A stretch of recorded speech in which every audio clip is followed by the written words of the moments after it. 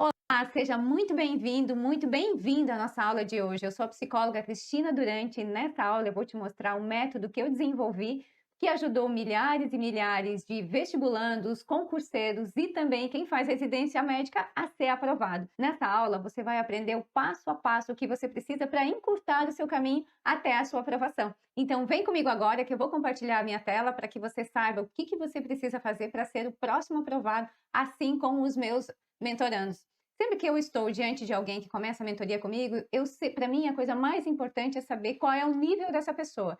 Se ela é o nível número 1, que é aquela pessoa que nunca fez prova, está participando pela primeira vez, faz muito tempo que estuda, ou acabou de sair do terceirão e começou a estudar a partir de agora, ou acabou de se formar em medicina e está começando agora a se preparar para a residência médica. É importante a gente saber o nível que você está, porque assim você já consegue trilhar o seu caminho de uma maneira muito mais rápida. O nível número 2 é quem já fez, já mais ou menos fez um ano, já fez uma prova, mas infelizmente a sua preparação não foi tão eficaz assim.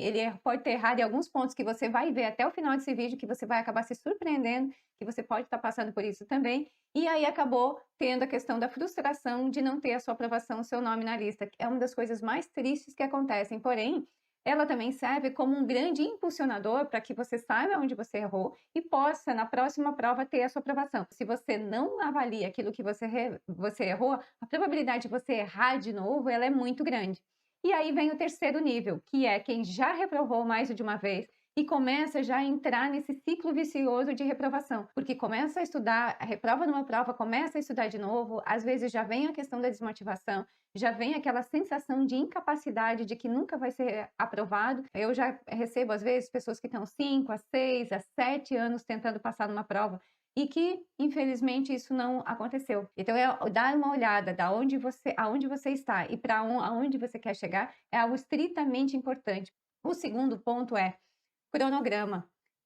A questão do cronograma é uma coisa muito importante de a gente avaliar, porque eu percebo muita gente na internet vendendo, principalmente quem já passou em provas desafiadoras, as provas mais difíceis, como uma grande residência em áreas que são muito disputadas, ou um concurso que tem muitos candidatos a vagas, e principalmente os vestibulandos, que às vezes estão aí disputando com milhares de pessoas na questão de uma universidade pública. E aí as pessoas passam na prova e aí começam a vender o cronograma que ela usou para as pessoas utilizarem.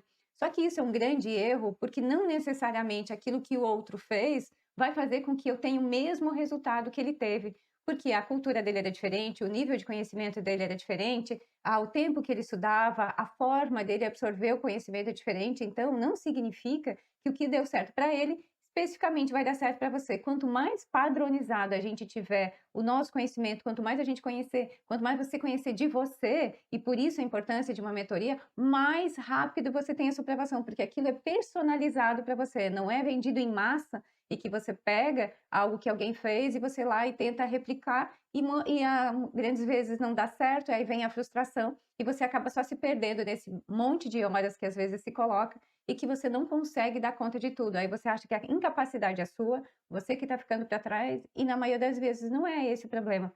O problema é que aquilo que deu certo para ele, infelizmente, não vai dar certo para você.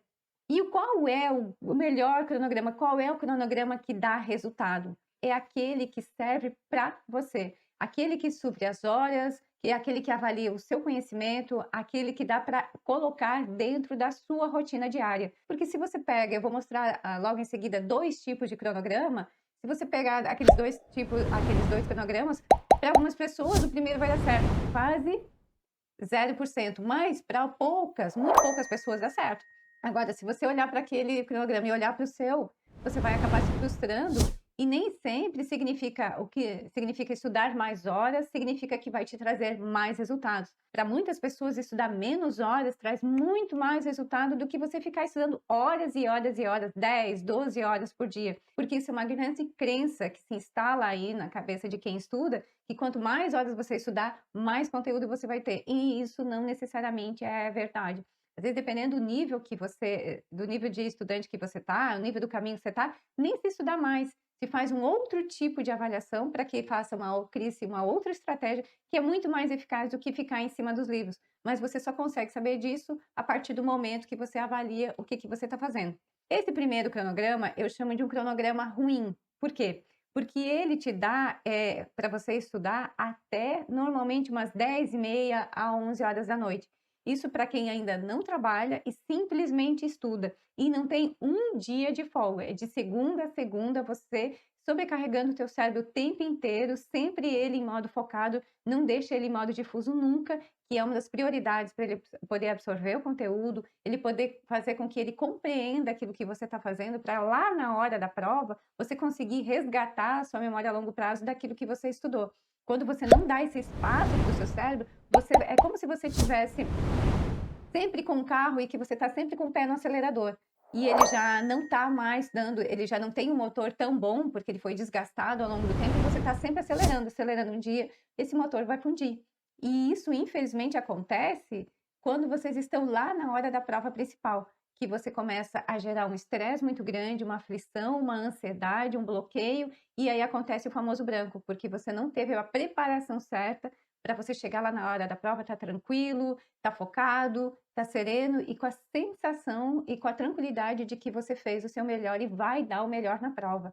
Então, esse é um cronograma que não funciona. Não funciona para 99,9% das pessoas, porque não tem nenhum tempo de descanso, não tem vida. Todas as outras áreas da vida, elas ficam em deficiência porque o único objetivo é estudar. E a gente não tem só uma área da vida que a gente tem que dar importância, a gente tem que dar importância para todas as outras, tem que ter o equilíbrio nas coisas que você está fazendo, para que você consiga chegar mais longe na sua caminhada. Esse segundo exemplo de cronograma é um cronograma que eu gosto.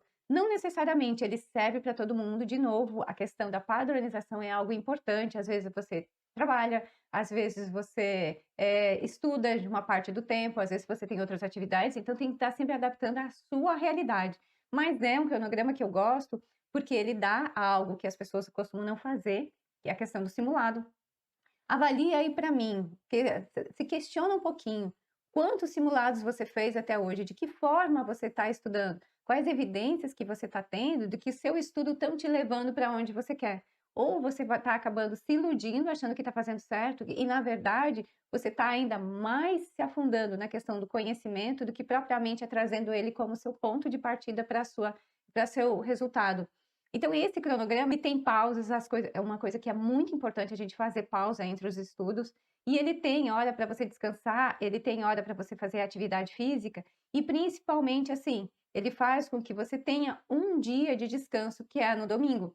Ah, Cris, mas às vezes no domingo eu gosto de estudar. Então a gente sempre substitui nas mentorias, por isso que eu sempre falo que é sempre muito individual de cada um, porque dependendo do mentorado que está na minha frente, a gente avalia qual vai ser qual a sua melhor estratégia, né? Eu sempre falo que se eu pudesse padronizar e fosse para todo mundo igual, eu pegaria os primeiros que já passaram em primeiro lugar geral nas melhores universidades, nas melhores residências, os melhores concursos que eu já atendi e vendia para todo mundo a mesma coisa, porque não passou em primeiro, só que não funciona. Cada um tem o seu próprio ritmo, cada um tem a sua forma, a sua percepção.